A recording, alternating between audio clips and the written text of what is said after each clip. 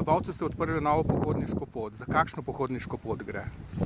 To je Alpe Adria Trail, ki poteka po Bovškem od Vršiča po Soški poti do Bovca in potem naprej do Žage, Srpenice in tam se priključi na Kobariško. Kaj je značilnost te pohodniške poti? Ta pohodniška pot je v glavnem bolj ravninska, je nezahtevna in v bistvu privablja tako družine kot klasične pohodnike vseh starosti in tudi ponuja veliko ogledov naravnih znamenitosti, kulturnih znamenitosti. Poskušali pa bomo v nadaljevanju tudi organizirati pohodniške dneve, tako da bomo poskušali vsem tem pohodnikom, ki bodo prišli na organizirane dneve, predstaviti nekaj več etnološke dediščine, jim organizirano pokazati naravne znamenitosti in podobno. Ta pot poteka skozi obvadi in pa tudi po senci, je tako? Ja, zelo prijetna pot, posebej v poletni vročini. Tako da, naprimer danes, ko je toliko stopinj, se mi zdi, da kljub vročini nam ni bilo težko hoditi, ker nas je stalno spremljala ta soška pršica. Imate tudi magično točko. Kaj je značilno za to magično točko? Magično točko smo postavili na srednji poti med Trento in Bovcem pri Kršovcu.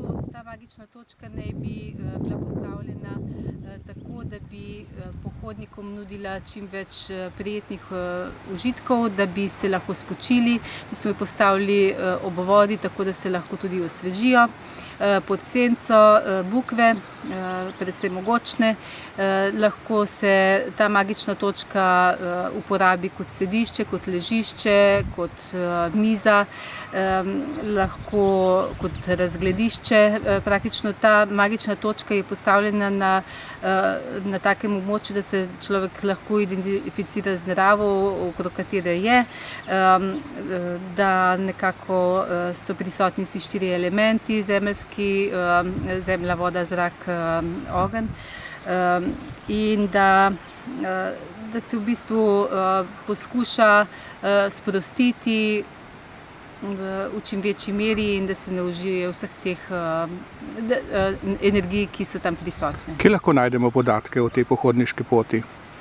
Mi imamo posebno stran Alpe Adria Trail na internetni strani in seveda imamo katalog, ki je prisoten v naših ticih, karto, tako da za promocijska gradiva je lepo poskrbljeno. Izšla je tudi neka posebna knjižica v tej poti?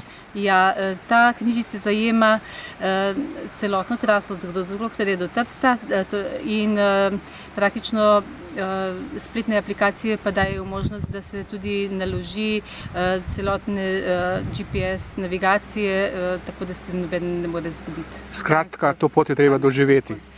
Ta pot je čudovita, vem za del avstrijske in za našo pot, da so to čudoviti trenutki, ko se tukaj lahko pohaja.